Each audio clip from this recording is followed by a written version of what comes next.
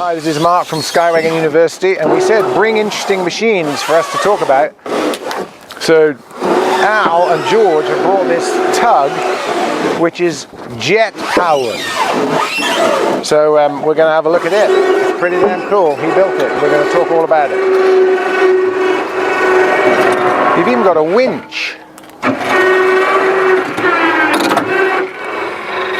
Did it used to be a mower? What was that? Did it used to be a mower?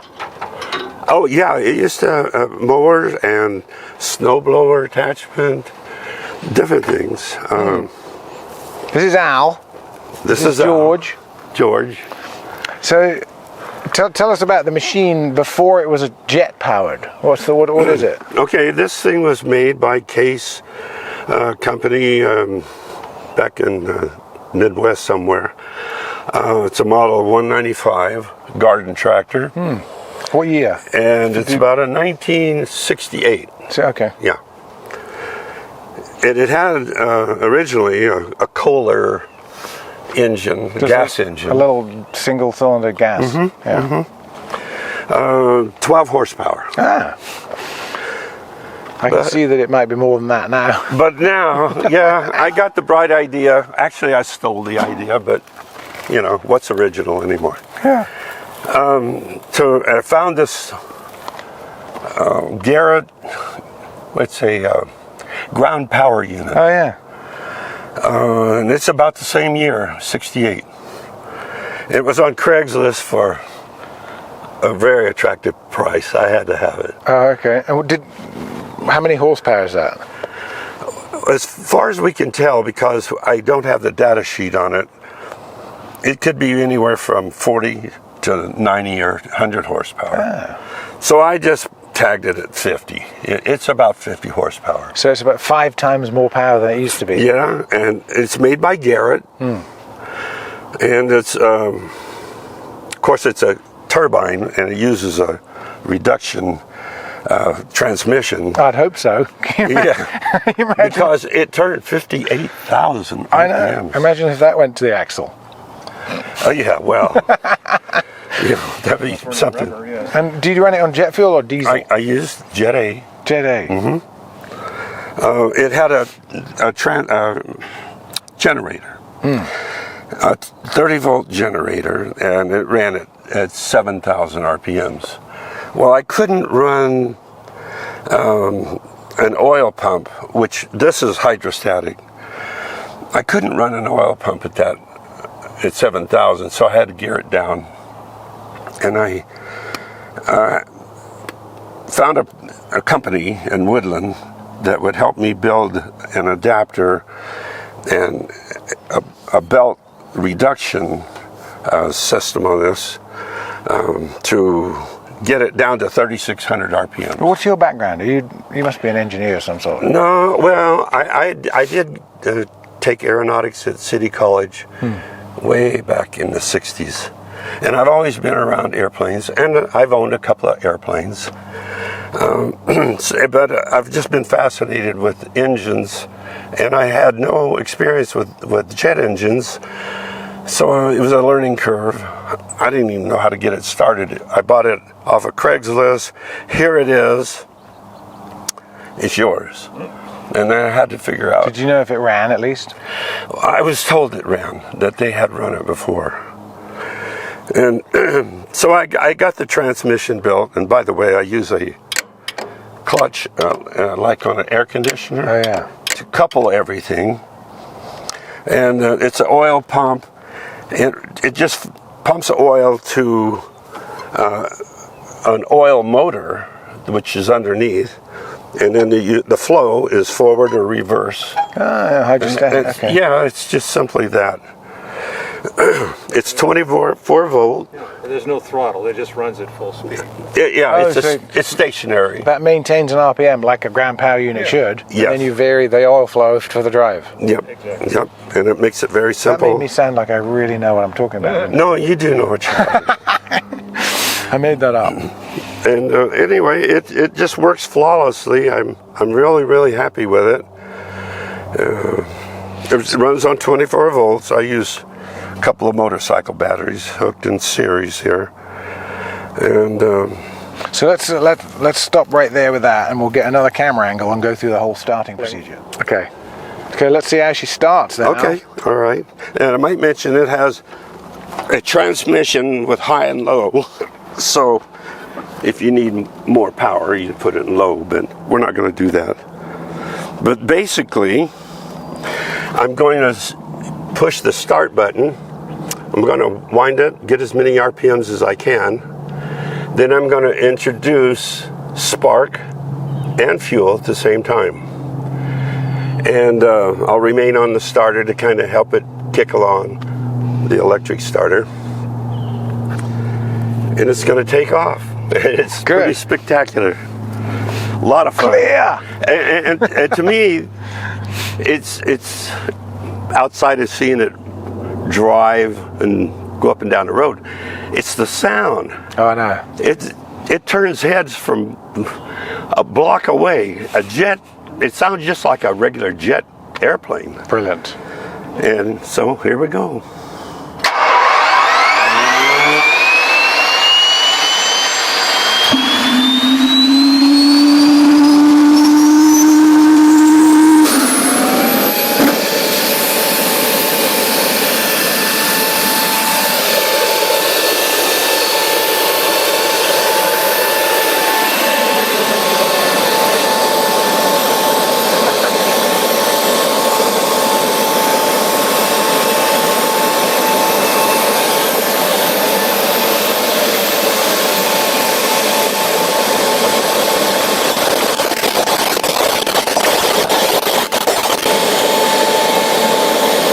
That's cool.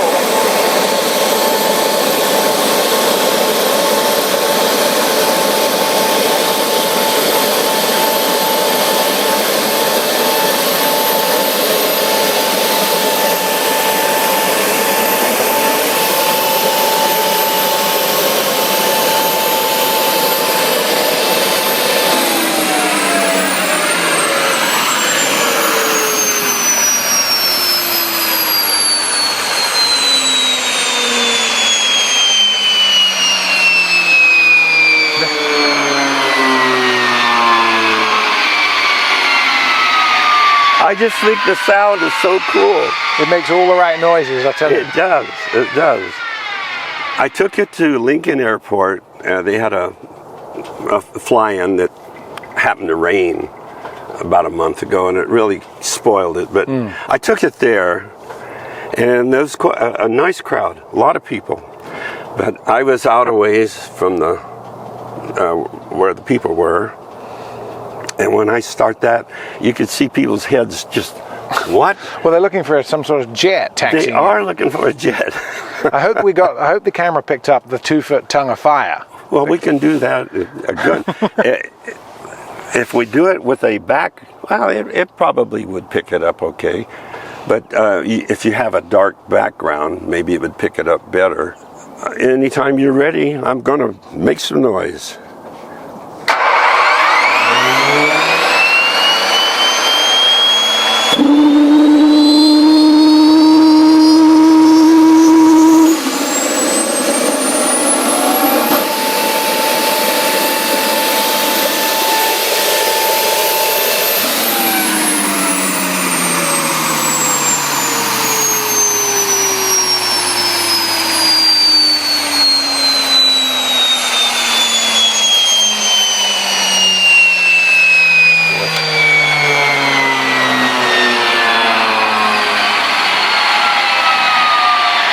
So if you didn't have that reduction drive, it'd be too highly geared.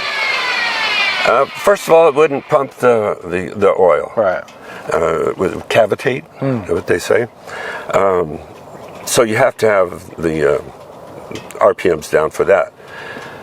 If you didn't have the reduction, I suppose you could go down the road 40, 50 miles an hour. I mean, I wouldn't want to do it, but it would really go down the road. You could really do some mowing with it. But it turns the same speed as it did with the 12 horse. Oh, okay. So the speed I was going is exactly the same as with the 12 horse Briggs & Stratton or Kohler. Yeah. And then if you fill up your little tank with jet fuel and drove it around, how long would it last? There's a problem with turbine engines, especially if you want to try to farm. I tell everybody, if you were to plow a 2-bottom plow behind this and you had an acre of land, it would probably take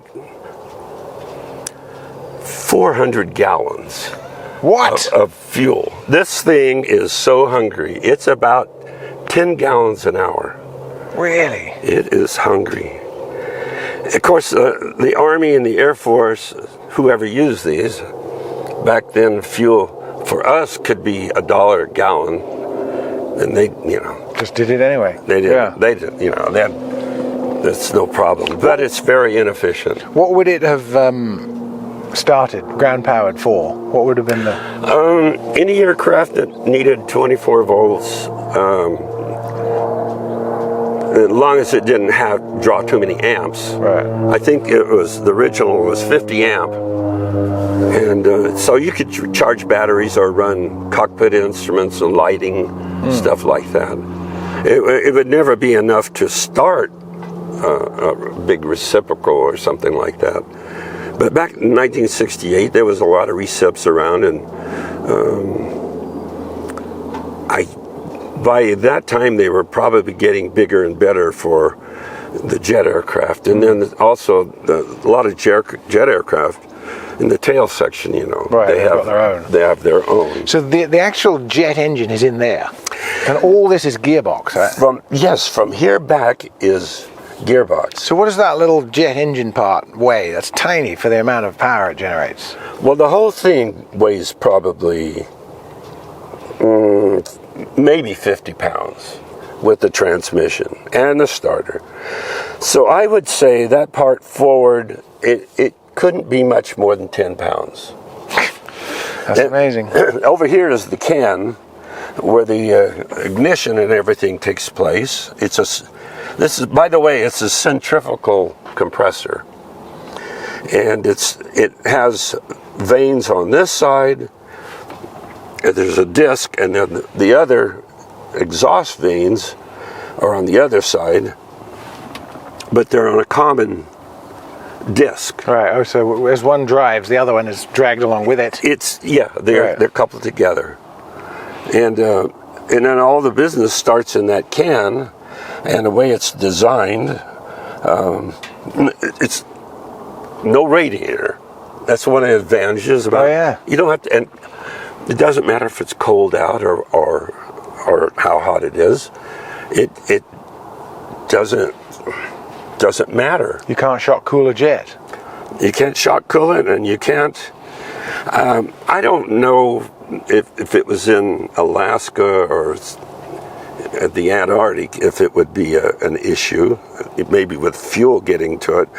But if you can atomize that and get a spark and get it to fire off, It'll go. It'll go. You just need to stop your diesel freezing. Diesel, and then And the batteries. getting batteries, Yeah. it would be a problem. But and it will burn diesel fuel, but diesel won't light off with a spark. So you have to sweeten it up with some kind of combustible, gasoline or something, to get it to burn. And I've never considered it because this is a one-in-a-lifetime chance for me to have this. I want it to run forever, and well, at least till I'm gone. So do you use it for moving planes around on the airport? Is it for shows and stuff? It's just for shows. Yeah. I go to farm shows and I pull a little gang disc behind it, and it gets a lot of smiles. Yeah, I bet. Yeah, it's a lot of fun. And like I said, it turned out better than, I was expecting some real problems, but I haven't had them. No problems. I tried to introduce smoke to make the smoke, and I've got a pump, but I haven't been able to get it to work just right. If you injected it right into the hot exhaust pipe. I haven't going there. Oh yeah. To get it to really work good, there's so much unburnt oil. I used mineral oil. So you get It gets on. It gets all over everything. Oh yeah. But it will smoke really good. I bet it will. So really, the tractor itself is very stock because I can see the chassis still there. So you just literally just took one engine out and put another one in.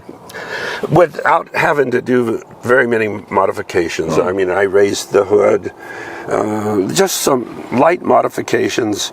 It just so happened that it just tucked in there just right. And with the hood closed, it looks almost like a factory. You never even know, apart from the massive 5-inch exhaust pipe sticking out. Right. I mean, it's kind of dorky looking, you know. And why straight up? Now, I could turn it to the side certain times a year when the leaves are really bad out on the road. Leaf blower. And I make a leaf blower. Yeah, or you could point it straight down and melt asphalt. Melt asphalt. We didn't bring a basketball. I have a basketball that once it's running, I set the basketball and it just floats there. No way, I want to do that. And I can, I want to do that. You have a basketball? Do you have a basketball? Any kind of a ball? Damn. Maybe I'll do it and I'll send you a link to it. So, but anyway, and I can drive around with that ball and it'll stay right there. No way. Yeah, it will. Like those little pipes the kids used to have with little... Yes, same thing. Or you've seen vacuum cleaners, salesmen with a beach ball. Have you ever seen that? Yeah. The problem is, after about 3 or 4 minutes, the ball tends to melt or blow up. Even more amusing. Yeah. I wish I would have brought one now. We could have blown up a basketball. So Al, can I try and start it? No. Just one. Of course. All right, thanks. Let me get off of this thing. Talk me through it. All right. I love mowing things, by the way. And you're going to drive it too. So. Okay, good. And I'm ready. Yeah, and of course when it's running. That is not planned.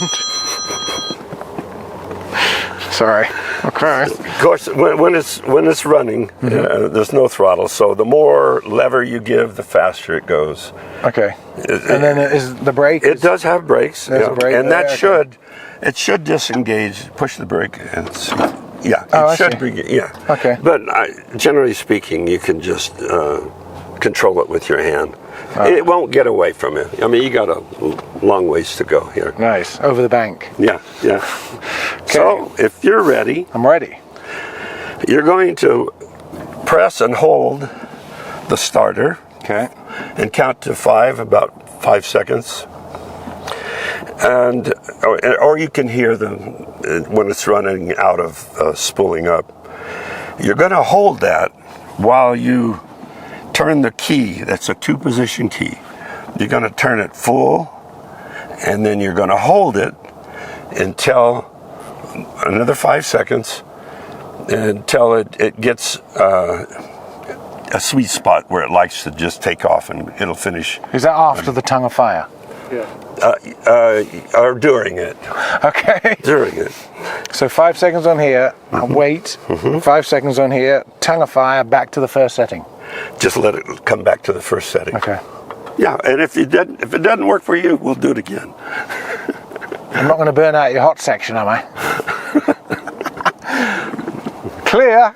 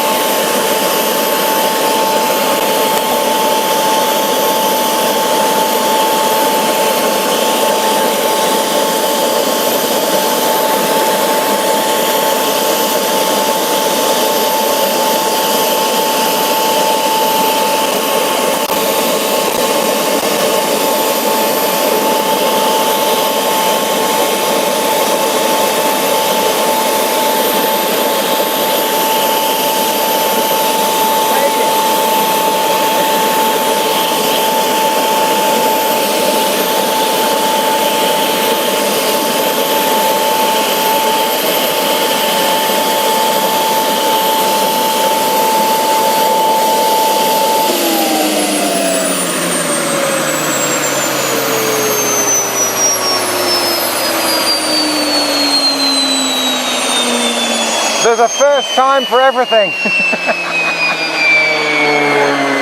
I just want to let you know I have some certificates. You're now a jet-powered tractor Brilliant. qualified. Another qualification on my license. So that is really bloody impressive. I love that. I love it that you love it. I could see it having some more gears and getting very sporty too. Yeah, you'd have it at the drag strip, and then we'd have to put a drag chute on it. Yeah, there's no creeping up on anybody though. No. Brilliant. Good job, good job. Good. Oh, Al, that was brilliant. Well, thank you. Thanks Thank a you. lot. I'm glad we got together. Yeah, so I mean, really early on in our YouTube videos, Al contacted me, and then I lost his contact. And on another video, I said, Al, if you're out there, contact. Remember that?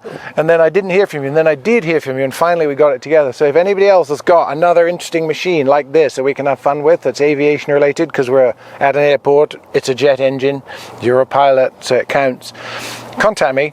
And thanks for watching. We got subscribe down on here and a little bell for notifications. And Al, thanks again. That was brilliant. You're welcome. You're welcome. Brilliant. It was a lot of fun. Yeah.